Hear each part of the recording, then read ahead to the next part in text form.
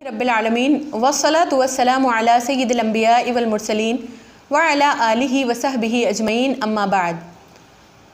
क़ाल अल्लाहु तआला फ़िल क़ुरआनिल मजीद वल फ़ुरक़ानिल हमीद वलिल्लाहि अलन नासि हिज्जुल बैति मन इस्तताअ इलैहि सबीला।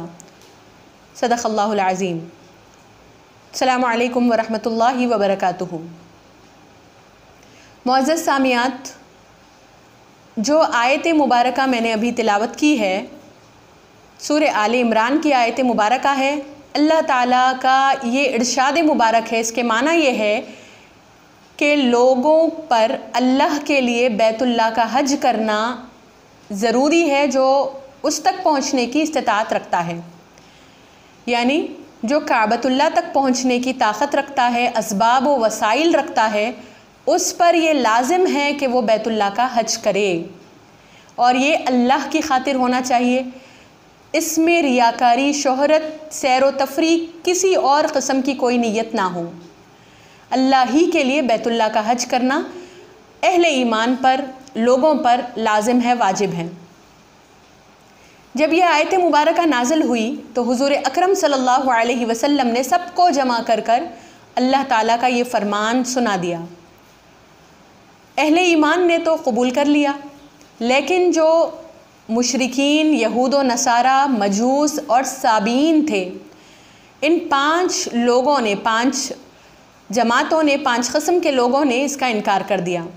तब यह आयत नाजिल हुई, वमन कफ़रा फ़इन्नल्लाह गनियुन अनिल आलमीन। जो इनकार करे तो अल्लाह ताला तो बेनियाज है सारे जहानों से। मतलब ये हुआ कि जो इनकार करे तो वो काफिर होगा। हज की फ़र्ज़ियत का इनकार करने वाला काफिर है, हज ना करने वाला काफिर है, इनकार करके ना करने वाला काफिर है। अल्लाह ताला सारे जहानों से बेनियाज है, यानी अल्लाह को किसी की इबादत की ज़रूरत नहीं है। बंदे इबादत करते हैं तो उसमें बंदों का अपना फ़ायदा मकसूद है, अल्लाह ताला को तो किसी की इबादत की हाजत और ज़रूरत नहीं है। मुअज़्ज़ज़ सामियात, इस आयत मुबारका से मालूम हुआ कि हज फ़र्ज़ है। यकीनन हज नमाज, रोज़े, ज़कात की तरह फ़र्ज़ ऐन और अरकान इस्लाम से है। इसका इनकार करने वाला काफिर होगा। लेकिन ज़कात और रोज़ों की तरह साल में एक मरतबा फ़र्ज़ नहीं है, बल्कि ज़िंदगी में एक मरतबा फ़र्ज़ है। उम्र भर में एक मरतबा हज कर लेना ये काफ़ी हो जाएगा और फ़र्ज़ियत साक़ित हो जाएगी। और फ़र्ज़ भी किस पर है? साहिब इस्तिताअत पर है। सही मुस्लिम की रिवायत है, रसूल अकरम सल्लल्लाहु अलैहि वसल्लम ने इरशाद फरमाया, या अय्युहन्नासु फ़ुरिदा अलैकुमुल हज्जु फ़हुज्जु फ़क़ाल रजुलन अकुल्ल आमिन या रसूलल्लाह फ़सकत हत्ता क़ालहा थलाथन फ़क़ाल लौ क़ुल्तु नअम लवजबत वलमस्ततअतुम तुम्मा क़ाला ज़रूनी मा तरक्तुकुम फ़इन्नमा हलक मन कान क़ब्लकुम बिकसरति सुआलिहिम व इख्तिलाफ़िहिम अला अंबियाइहिम फ़इज़ा अमरतुकुम बिशैइन फ़अतू मिन्हु मस्ततअतुम व इज़ा नहैतुकुम अन शैइन फ़दऊहु। हदीस मुबारक का माना यह है कि रसूल अकरम सल्लल्लाहु अलैहि वसल्लम ने इरशाद फरमाया कि ऐ लोगों, तुम पर हज फ़र्ज़ किया गया है तो तुम हज करो। ये सुनकर एक सहाबी ने अर्ज़ किया, या रसूलल्लाह, क्या हर साल हज करना लाजिम है? हुज़ूर अकरम सल्लल्लाहु अलैहि वसल्लम ने कोई जवाब नहीं दिया और ख़ामोश रहे। यहाँ तक कि 3 मरतबा उन्होंने इस सवाल को दोहराया। तब आपने फरमाया कि अगर मैं हाँ कह देता तो हज हर साल फ़र्ज़ हो जाता और तुम इस्तिताअत नहीं रखते, हर साल हज अदा करने की तुम में ताकत नहीं है। फिर ये भी इरशाद फरमाया कि जब तक मैं कुछ ना कहूँ, छोड़ दूँ, तो तुम भी खामोश रहो, क्योंकि तुमसे पहले वाले लोग, पिछली कौमें इसीलिए हलाक हुई कि वो अंबिया से सवालात कसरत से करते थे और इख्तिलाफ़ करते थे। मज़ीद ये भी इरशाद फरमाया कि जब मैं तुम्हें किसी काम का हुक्म दूँ तो हत्तल इम्कान उसको बजा लाओ, और अगर किसी काम से रोक दूँ तो फिर उससे बचो, परहेज़ करो। इस हदीस मुबारक से ये मालूम हुआ कि हज ज़िंदगी में एक मरतबा फ़र्ज़ है साहिब इस्तिताअत पर। एक मरतबा से ज़ायद अगर कोई करना चाहे, यानी एक मरतबा फ़रीज़ा हज अदा कर ले, उसके बाद भी अल्लाह ताला ने मालो दौलत दी है, ख़र्च कर कर बैतुल्लाह की ज़ियारत करने के लिए जाना चाहे, हज करना चाहे, तो मना नहीं है, उनका ये हज नफिल शुमार होगा। जैसा कि हदीस मुबारक में है, हुज़ूर अकरम सल्लल्लाहु अलैहि वसल्लम का फरमान, अल हज्जु मर्रतन फमन ज़ादा ततव्वा, हज उम्र भर में एक मरतबा है, जो इससे ज़्यादा करेगा तो वो नफिल में शुमार होगा। मुअज़्ज़ज़ सामियात, फ़ुक़हाए किराम ये फ़रमाते हैं कि बेहतर तो यही है कि जिस साल हज फ़र्ज़ हुआ उसी साल हज कर लिया जाए, और छोटी मोटी वजूहात की बिना पर हज को मुअख्खर न किया जाए। हदीस मुबारक से भी हमें यही ताकीद मिलती है। हुज़ूर पाक अलैहिस्सलातु वस्सलाम ने तरगीब दिलाई है कि मन अरादल हज्जा फलयुअज्जिल, जो हज का इरादा रखता है तो चाहिए कि वो हज जल्दी अदा करे। जल्दी अदा करने का हुक्म क्यों दिया गया है, इसकी हिकमत हमें दूसरी हदीस शरीफ से मालूम होती है, जिसमें हमें हुज़ूर पाक अलैहिस्सलातु वस्सलाम का ये फरमान मिलता है, तअज्जलू फिल हज्जी फ़इन्ना अहदकुम ला यदरी मा यारिदु लहू, यानी हज में उजलत करो क्योंकि तुम में से कोई इस बात को नहीं जानता कि आगे उसे क्या पेश आने वाला है, आगे ज़िंदगी रहेगी या नहीं रहेगी, हालात ठीक रहेंगे, सेहत बेहतर रहेगी या नहीं रहेगी, आइंदा साल हज कर पाएगा या नहीं पाएगा, नहीं पता है। इसीलिए जिस साल इस्तिताअत है, हज फ़र्ज़ हुआ, हज अदा कर लिया जाए। अब यहाँ वो लोग गौर कर लें जो छोटी मोटी वजूहात की बिना पर कुछ मुआशी ज़िम्मेदारियों की वजह से हज को मुअख्खर करते हैं। पहले साल वाजिब हुआ, नहीं किया, अगले साल कर लेंगे, इरादा होता है, लेकिन अगले साल भी फ़लाँ काम है, नहीं किया, आइंदा फिर कभी कर लेंगे। तो फ़रीज़े हज में हदीस शरीफ से तो हमें ये ताकीद मिलती है कि जल्दी कर लें, लेकिन मुअख्खर अगर करें तो ये किस कदर नामुनासिब बात है। हर ज़ी शऊर, हर ज़ी फ़हम इसका अंदाज़ा लगा सकता है। बहरहाल इमाम आज़म अबू हनीफ़ा रहिमहुल्लाह और इमाम मालिक और इमाम अबू यूसुफ़ रहमतुल्लाह अलैहिम के पास यही है कि हज जिस साल फ़र्ज़ हो उसी साल अदा कर लिया जाए, फिल फ़ौर हज करना वाजिब है। अलबत्ता इमाम शाफ़ी और इमाम मोहम्मद रहमतुल्लाह अलैहिमा के पास ये गुंजाइश है कि हज उस साल अदा न कर कर आइंदा साल भी अदा कर लिया जाए, लेकिन आइंदा साल अदा न करके अगर कोई वफ़ात पा जाए तो बिल इत्तिफ़ाक़ सब अइम्मा के पास वो गुनाहगार होगा। साहिब इस्तिताअत पर हज फ़र्ज़ है। हदीस मुबारक में है, हुज़ूर अकरम सल्लल्लाहु अलैहि वसल्लम से किसी ने सवाल किया कि या रसूल अल्लाह हज किस चीज़ से वाजिब होता है, तो हुज़ूर पाक अलैहिस्सलातु वस्सलाम ने इरशाद फरमाया, अज़्ज़ादु वर्राहिला, यानी तोशा और सवारी पर जो खादिर हो उस पर हज फ़र्ज़ होता है।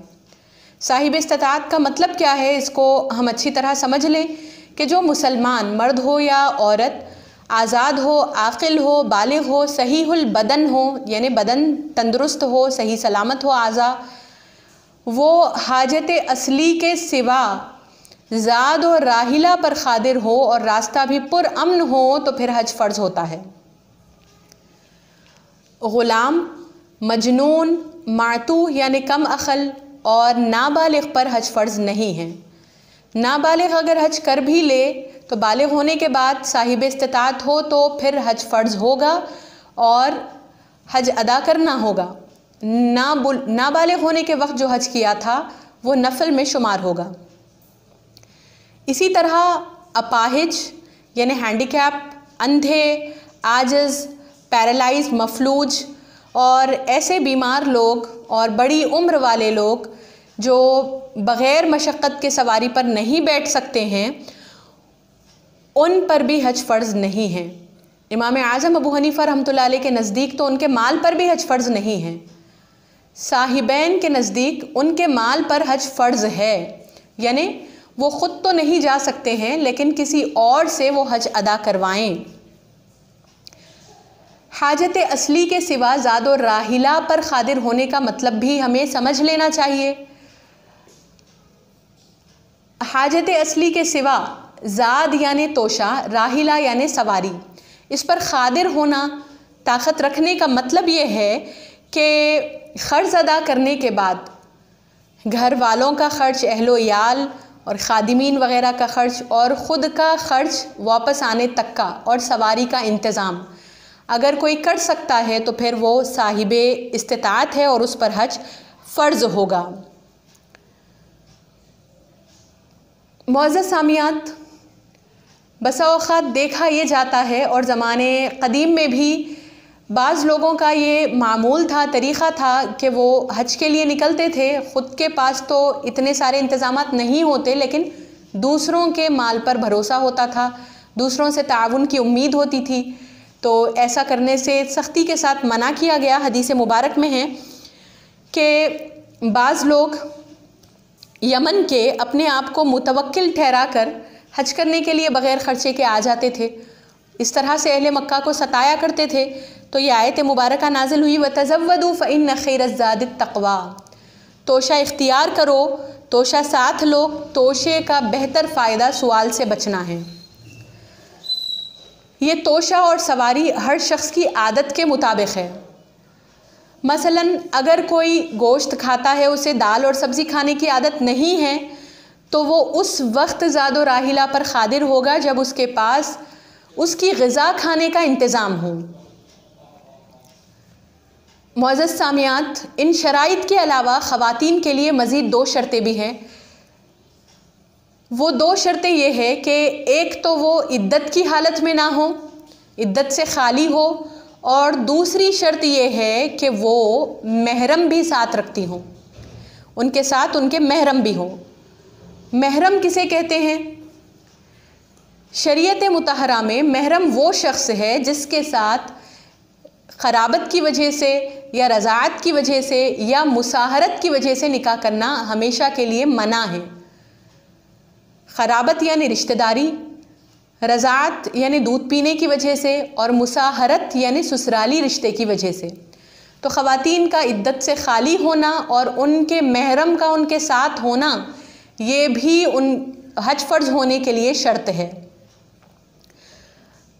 मुअज़्ज़ज़ सामियात, यहाँ पर आप ये भी गौर कीजिए कि ख़वातीन के साथ महरम ना हो तो फिर उनको सफ़र करके हज करना भी लाजिम नहीं है। हज एक अज़ीमुश्शान इबादत है, लेकिन उन पर ये लाजिम नहीं होती अगर महरम ना हो। तो इससे मालूम होता है कि बग़ैर महरम के ख़वातीन का सफ़र करना शरीयत इस्लामिया में किस क़दर ममनू है और कैसा नामुनासिब है, इसका हमें लिहाज रखना चाहिए। इमाम शाफ़ी और इमाम मालिक रहमतुल्लाह अलैहिमा के पास नेक बख्त ख़वातीन की जमात अगर दीनदार मर्दों के हमरा हों, हज के लिए जाएं, तो फिर ये महरम के क़ायम मक़ाम हो जाएंगे।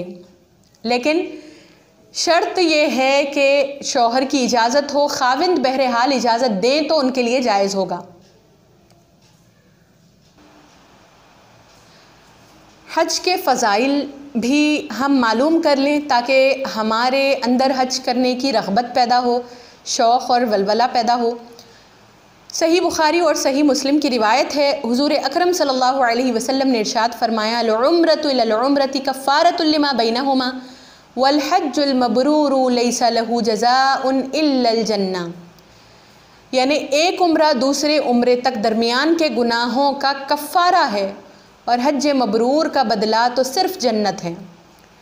हज मबरूर यानी हज मकबूल। हदीस मुबारक से हज मकबूल की फ़जीलत मालूम होती है कि इसका बदला सिर्फ़ जन्नत है। हज मबरूर की अलामत क्या है? हज मकबूल हुआ या मकबूल नहीं हुआ, इसकी अलामत उलमाए किराम ये फ़रमाते हैं कि हाजी अपने आप को आइंदा ज़िंदगी में गुनाहों से बचाए, उसका हज महज खुदा की रज़ा के लिए हो, रियाकारी, फ़ख्र और कोई गर्ज़ और कोई नीयत उसके हज में शामिल ना हो। बाज़ मुहद्दिसीन ने यह भी फ़रमाया है कि अगर हज करने वाले के अहवाल पहले से बेहतर हो जाएं तो उसका हज मकबूल है, वरना उसका हज मकबूल नहीं है।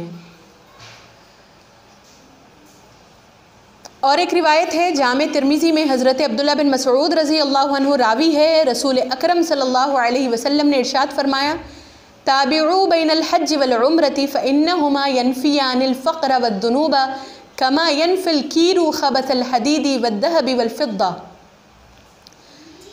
इसका मतलब ये है कि हज व उम्रा साथ साथ अदा किया करो, क्योंकि ये दोनों गुनाहों और फ़क्र फ़ाक़े को इस तरह दूर कर देते हैं जैसे लोहे और सोने चांदी के मैल को भट्टी दूर कर देती है।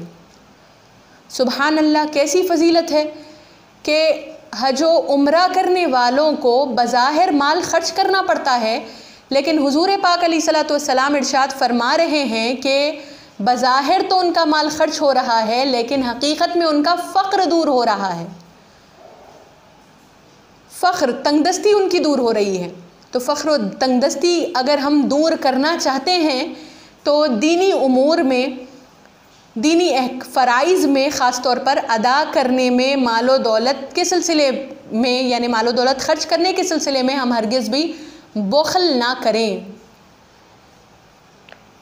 ख़वातीन पर भी साहिब इस्तिताअत हों तो हज फ़र्ज़ है, लेकिन मशक्क़त वाली इबादतें उन पर लाजिम नहीं हैं, जैसे जिहाद। तो ये इस्लाम का ख़वातीन पर एहसान है। इस्लाम ने जितनी नरमी ख़वातीन के साथ की है, जितनी रियायत ख़वातीन की है, किसी और मज़हब में शायद ही उसकी नज़ीर मिलेगी। रिवायत में है, हज़रत आयशा सिद्दीक़ा रज़ी अल्लाह अन्हा ने हुज़ूर अकरम सल्लल्लाहु अलैहि वसल्लम से सवाल किया, या रसूल अल्लाह, क्या औरतों पर भी जिहाद है? तो हुज़ूर पाक अलैहिस्सलातु वस्सलाम ने इरशाद फरमाया, औरतों पर भी जिहाद है, लेकिन उसमें ख़िताल नहीं है, उनका जिहाद हज व उम्रा ही है। तो ख़वातीन हज व उम्रा करती हैं तो हदीस शरीफ की रोशनी में उनको जिहाद का भी सवाब मिल जाता है। तो ये ख़वातीन के लिए ख़ुसूसी रियायत और ख़ुसूसी फ़जीलत है जो हदीस मुबारक से मालूम होती है। तवाफ़, सई, सफ़ा और मरवा में सई करना और तवाफ़ करने की बड़ी फ़जीलत यहाँ हदीस मुबारका में आई है। एक रिवायत है, हुज़ूर अकरम सल्लल्लाहु अलैहि वसल्लम का फ़रमान कि जिसने काबे का 7 मरतबा तवाफ़ किया उसको अल्लाह ताला हर तवाफ़ के बदले में औलाद इस्माइल में से 10 ग़ुलाम आज़ाद करने का सवाब देगा, और जिसने सफ़ा और मरवा की सई की अल्लाह ताला पुल सिरात पर उसे साबित कदम रखेगा। मुअज़्ज़ज़ सामियात, जिन्होंने हज किया है, उम्रा किया है, उन्हें अंदाज़ा होगा कि कितनी जिस्मानी मेहनत इसमें लगती है। सफ़ा और मरवा की सई करने में कितना पैदल चलना पड़ता है, कितना इंसान थक जाता है तवाफ़ करने से, सई करने से। लेकिन देखिए, ये फ़जीलत इंसान के अंदर एक ताक़त पैदा कर देती है, एक नशात पैदा कर देती है। जब अहले ईमान अहादीस मुबारका को पढ़ते हैं, हुज़ूर पाक अलैहिस्सलातु वस्सलाम के फ़रामीन उन्हें मालूम होते हैं, तो उनका ईमान भी ताज़ा हो जाता है, उनको जिस्मानी रूहानी क़ुव्वत भी इससे हासिल हो जाती है। तो हदीस मुबारक से ये मालूम हुआ कि सई करने में बज़ाहिर तो पैरों को थकाना है, लेकिन ये पुल सिरात पर साबित क़दमी का ज़रिया है। बड़ी फ़जीलतें हज व उम्रे की, तवाफ़ की, सई की अहादीस मुबारका में आई है। अगर अहले ईमान जान जाएं, मालूम करें उन रिवायतों को, उन फ़जीलतों को, तो यही तमन्ना करेंगे कि हर साल अल्लाह ताला हज नसीब करे, बार बार अल्लाह ताला उम्रा नसीब करे, बार बार अल्लाह ताला अपने हबीब के रोज़े की ज़ियारत हमें नसीब करे। हर मोमिन की यही तमन्ना और यही ख्वाहिश होगी। मुअज़्ज़ज़ सामियात, हम देखते हैं कि बाज़ खुश नसीब ऐसे भी होते हैं जो हज या उम्रे के इरादे से बड़े इखलास के साथ अपने घर से रवाना हो जाते हैं, लेकिन मक्के शरीफ तक पहुंच नहीं पाते कि उनका इंतकाल हो जाता है, या पहुंच जाते हैं। बाज़ ऐसे भी होते हैं जो हज के दरमियान में वफ़ात पा जाते हैं, बाज़ हज मुकम्मल कर लेते हैं, वापस लौटने के दरमियान अपने वतन वापस नहीं हो पाते कि उनका इंतकाल हो जाता है। ऐसे लोगों की भी फ़जीलत आई है, अहादीस मुबारका में है।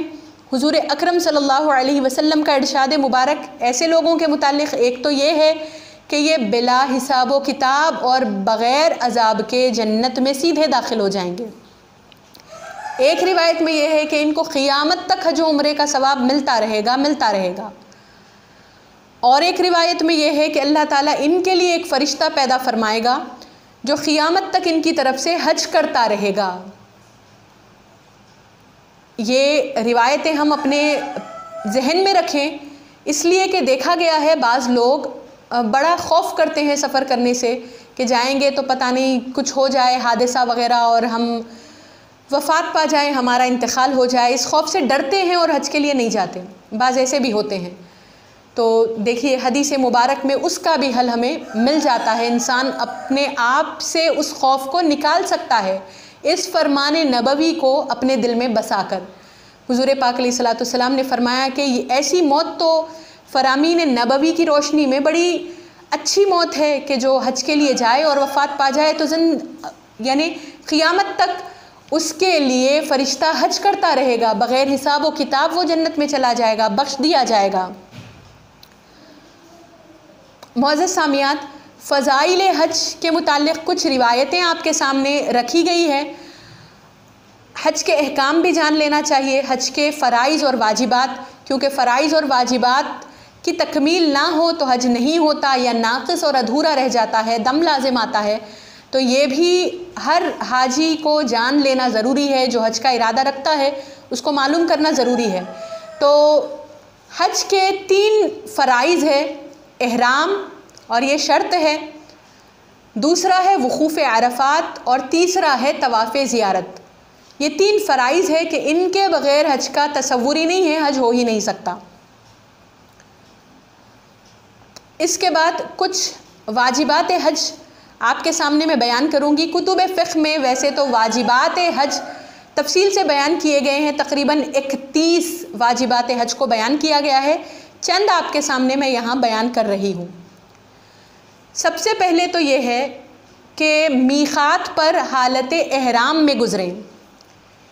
सफ़ा और मरवा की सई करना भी वाजिब है। तवाफ़ के बाद सई करना ये भी वाजिब है।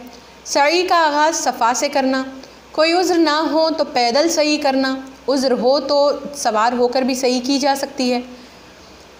ज़वाल से ग़ुरूब तक अरफ़ात पर ठहरना, अरफ़ात से लौटने में इमाम की पैरवी करना, मग़रिब व इशा की नमाज़ मुज़दलिफ़ा पहुँचने तक मौख़र करना, रात मुज़दलिफ़ा में ठहरना, रमी यानी कंकरियाँ मारना, हल्क़ यानी सर के बाल मुंडाना या क़स्र यानी सर के बाल कतरना, और हल्क़ या क़स्र से पहले रमी करना ये भी वाजिब है। अय्याम नहर में हर दिन की रमी उसी दिन में करना, तीनों रमी में तरतीब की रियायत करना, तवाफ़ ज़ियारत अय्याम नहर में करना, तवाफ़ तहारत के साथ करना, तवाफ़ में सत्रे औरत रखना, उज़्र ना हो तो पैदल तवाफ़ करना, ये सब वाजिबात है। इसके अलावा तवाफ़ के बाद 2 रकात नमाज़ पढ़ना, दोगाने तवाफ़ जिसे कहा जाता है, ये भी वाजिब है। तवाफ़ वदा करना ये आफ़ाक़ियों के लिए है, यानी मक्के से बाहर के जो लोग हज के लिए आए हैं उनको आफ़ाक़ी कहते हैं, उनके लिए ये वाजिब है। हज क़िरान और हज तमत्तु करने वालों पर क़ुरबानी करना भी वाजिब है। फ़राइज़ और वाजिबात के अलावा जो उमूर हज में हैं वो या तो सुन्नत हैं या मुस्तहब हैं, उनकी भी रियायत करनी चाहिए ताकि हज सुन्नत के मुताबिक सही तरीक़े से अदा हो। मुअज़्ज़ज़ सामियात, हज का तरीक़ा मुख्तसरन आपके सामने मैं अर्ज़ करूँगी, लेकिन ये याद रहे कि हज को जाने वाले महज़ मुख्तसर तौर पर हज के तरीक़े को मालूम करके ना जाएं, बल्कि तफसीली अहकाम, तफसीली मसाइल वो मालूम कर लें हज का इरादा करने वाले, उम्रे का इरादा करने वाले, ताकि उनकी इबादत, अज़ीमुश्शान इबादत बेहतरीन तरीक़े से, सही तरीक़े से अदा हो जाए। हज का तरीक़ा ये है कि जो आफ़ाक़ी यानी मक्के शरीफ के बाहर के रहने वाले हैं, एहराम बांध कर जब मक्के मुकर्रमा में आएँ तो सबसे पहले वो तवाफ़ क़ुदूम करें। ये तवाफ़ क़ुदूम जो है तहियतुल मस्जिद की तरह सुन्नत है। उसके बाद सफ़ा और मरवा की सई कर ले अगर कर सकते हैं तो। फ़िलहाल अगर नहीं करना चाहते हैं, जो सही हज की वाजिब है, बाद में तवाफ़ ज़ियारत के बाद करना चाहते हैं तो ये भी गुंजाइश है। लेकिन अगर ये तवाफ़ क़ुदूम के बाद सही करना चाहते हैं तो फिर तवाफ़ में रम्ल और इज़्तिबा भी करना है। क्योंकि जिस तवाफ़ के बाद सही होती है उस तवाफ़ में रम्ल और इज़्तिबा करना होता है, और ये मर्दों के लिए है, ख़वातीन के लिए न रम्ल है और न इज़्तिबा है। बहरहाल सही कर लें या सही ना करने वाले तवाफ़ करके फ़ारिग जब हो जाएं तो उसके बाद हालत एहराम में मक्के शरीफ में ठहरे रहें। इस दौरान नफल तवाफ़ वग़ैरह किए जा सकते हैं। फिर 8 ज़ुल्हज्जा को जो गैर मुहरिम है वो एहराम बांधकर सुबह की नमाज़ यानी फ़ज्र की नमाज़ के बाद मिना को आए, मिना में ठहरे और ज़ोहर से लेकर अगले दिन की फ़ज्र तक जुमला 5 नमाज़ें वो मिना में अदा करें और मिना में इबादत में वो मसरूफ़ रहे। फिर अगले दिन अंधेरे ही में फ़ज्र की नमाज़ पढ़कर सूरज निकलने का इंतज़ार करें। जब सूरज निकले तब अरफ़ात को जाए और मैदान अरफ़ात में, ये 9 ज़ुल्हज्जा का दिन है, मैदान अरफ़ात पहुंचकर जो ज़रूरियात हैं उससे फ़ारिग हो जाए, नाश्ता वग़ैरह जो भी करना है कर लें। उसके बाद गुस्ल कर लें, वक़ूफ़ अरफ़ात की तैयारी कर लें। ज़वाल के बाद जो खुतबा होता है खुतबा सुनकर ज़ोहर और असर की नमाज को एक अज़ान 2 इक़ामतों के साथ जमात से अदा करें। जमात से अदा करने वालों के लिए एक वक्त में ज़ोहर और असर पढ़ना है और इसको जमात तक़दीम कहते हैं, यानी असर की नमाज़ को भी ज़ोहर ही के वक्त में अदा करना है। सूरज नमाज अदा कर लेने के बाद मसरूफ़ इबादत रहे, तौबा इस्तिग़फ़ार करे, अल्लाह की पाकी हम्द व सना बयान करे, दुरूद शरीफ पढ़े, दुआएं मांगे और इल्हा वज़ारी में मसरूफ़ रहे। फिर सूरज डूबने के बाद लब्बैक कहते हुए, दुआएं पढ़ते हुए इत्मीनान से मुज़दलिफ़ा को पहुँचे। मग़रिब की नमाज़ अभी अदा नहीं किए थे, मुज़दलिफ़ा पहुँचने तक इशा का वक्त भी हो सकता है, काफ़ी उसके अलावा भी रात का वक्त भी हो सकता है। मग़रिब अभी अदा नहीं हुई तो मुज़दलिफ़ा पहुँचने के बाद एक अज़ान और एक इक़ामत से इमाम के पीछे इशा के वक्त में मग़रिब को भी अदा करें। फिर इशा पढ़ ले। दोनों इबादतों के दरमियान सुनन व नवाफिल ना पढ़ें। रात भर फिर नमाज के बाद रात भर इबादतों में मसरूफ़ रहे। तुलुए आफ्ताब तक दुआओं में, इबादतों में मसरूफ़ रहकर साथ में 70 कंकरियाँ मुज़दलिफ़ा से लेकर फ़ज्र के बाद मिना को आ जाए। तुलुए आफ्ताब के क़रीब जब मिना पहुँचे तो जमरतुल अक़बा पर रमी करे, यानी कंकरियाँ मारे, 7 कंकरियाँ मारे। पहली कंकरी जैसे ही मारेंगे, पहली रमी जैसे ही होगी, लब्बैक पढ़ना मौक़ूफ़ कर देंगे। 7 कंकरियाँ मारने के बाद फिर अपने मक़ाम पर आए और क़ुरबानी कर ले। ये 10 ज़ुल्हज्जा का दिन है, क़ुरबानी कर ले, हज की क़ुरबानी। उसके बाद क़ुरबानी के बाद सर के बाल मुंडाए या बाल कम करे। ख़वातीन के लिए सर के बाल मुंडाना नहीं है, उनके लिए बाल कम करना ही है। मर्द हज़रात के लिए दोनों उमूर की इजाज़त है। क़ुरबानी होगी, हलक़ या क़स्र होगा तो अब एहराम की पाबंदियाँ ख़त्म हो गई, सिवाय एक पाबंदी की। हालत एहराम में बहुत सी चीज़ें मना हैं जो आम हालत में जायज़ होती है, जैसे खुशबू लगाना, खुशबूदार चीज़ खाना, सिला हुआ कपड़ा पहनना मर्दों के लिए, सर ढांकना, टखना छुपाना, ये सब ममनू है एहराम में। ख़वातीन के लिए सिर्फ़ ये है कि वो चेहरे पर कपड़ा ना लगाए, किसी और तरीक़े से अपना नक़ाब कर लें। सिला हुआ लिबास भी ख़वातीन पहन सकती हैं, उनको इजाज़त है। तो बहरहाल जो पाबंदियां हैं, जैसे खुशबू वग़ैरह इस्तेमाल नहीं करना, सिला हुआ लिबास नहीं पहनना, ये पाबंदियां सारी ख़त्म हो गई। सिर्फ़ एक पाबंदी बाकी है, यानी औरतों के साथ रग़बत वाली बातचीत करना, ये अब भी मना है। और ये पाबंदी उस वक्त ख़त्म होगी जब फ़र्ज़ तवाफ़ यानी तवाफ़ ज़ियारत अदा होगा।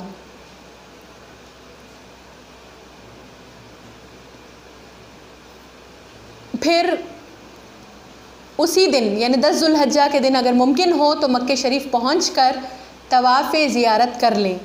अगर 10 तारीख़ को अदा न कर सके तो फिर 11 और 12 को भी अदा किया जा सकता है तवाफ़ ज़ियारत। 10 तारीख़ को अगर तवाफ़ ज़ियारत मुकम्मल हो गया तो फिर वापस रात मिना में गुजारने के लिए आ जाएं। फिर रात गुजारने के बाद 11 तारीख़ को रमी करना है, कंकरियाँ मारना है। जमरे ऊला, जमरे वुस्ता और जमरे अखबा, ये तीनों शैतानों पर कंकरियाँ मारना है, 7-7 कंकरियाँ। 11 तारीख़ को भी रमी करने के बाद रात वहीं पर ठहरे और फिर 12 तारीख़ को भी ज़ोहर के बाद 11 तारीख़ की तरह तीनों जिमार पर रमी करें, कंकरियाँ मारें। फिर 12 को मक्का शरीफ आ जाए तो इसमें कोई हर्ज नहीं है। 3 दिन कंकरियाँ मार लिए और मनासिक हो गए, अगर मक्के शरीफ वापस आ जाएं तो कोई हर्ज नहीं है, इजाज़त है। लेकिन अगर 13 तारीख़ को भी ठहरें और एक दिन रमी करके फिर मक्के शरीफ रवाना हो तो ये अफजल है। रमी के बाद मनासिक ख़त्म हो गए। अब जो बाहर से आने वाले थे उनके लिए तवाफ़ वदा यानी रुखसती का तवाफ़ करना वाजिब है। तो जब वो मक्के शरीफ से रुखसत होने लगे, मक्के शरीफ से निकलने लगे, तो उस वक्त वो पहले तवाफ़ कर लें, तवाफ़ रुखसत कर लें और इल्हा वज़ारी के साथ, बड़े गम के साथ अल्लाह ताला की बारगाह में दुआएं मांगे, मुल्तज़म से चिमट जाएं और फिर दुआएं वग़ैरह करते हुए बिल्कुल गम की हालत में मक्के शरीफ से, काबे शरीफ से रुखसत हो जाए। मुअज़्ज़ज़ सामियात, ये मुख्तसरन हज का तरीक़ा आपके सामने मैंने बयान किया। तफसीलात और भी है, एक मुख्तसर बयान में सारी तफसीलात को बयान नहीं किया जा सकता। एहराम की पाबंदियाँ क्या होती है, एहराम में अगर जो पाबंदियाँ थी उसका कोई इर्तिकाब कर ले तो क्या हुक्म है, ये सारे मसाइल हज को जाने वाले सीख लें, सीखना उन पर लाजिम और ज़रूरी है। वैसे भी इल्म दीन हासिल करना हर मुसलमान की ज़िम्मेदारी है, हर मुसलमान मर्द और औरत पर फ़र्ज़ है। ख़ास तौर पर जो इबादत हम करने वाले हैं वो इबादत के मसाइल और अहकाम तो जान लेना उस इबादत करने वाले पर लाजिम होता है। नमाज हर एक पर फ़र्ज़ है तो सबको नमाज के मसाइल और अहकाम जानना ज़रूरी है।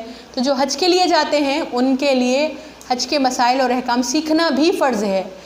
अल्लाह ताला से दुआ है कि वो हम सब को तौफ़ीक़ अता फ़रमाए इल्म दीन हासिल करने की, दीन का पैगाम दूसरों तक पहुँचाने की और दीनी अहकाम पर अमल करने की। व आखिरु दावाना अनिल हम्दुलिल्लाह।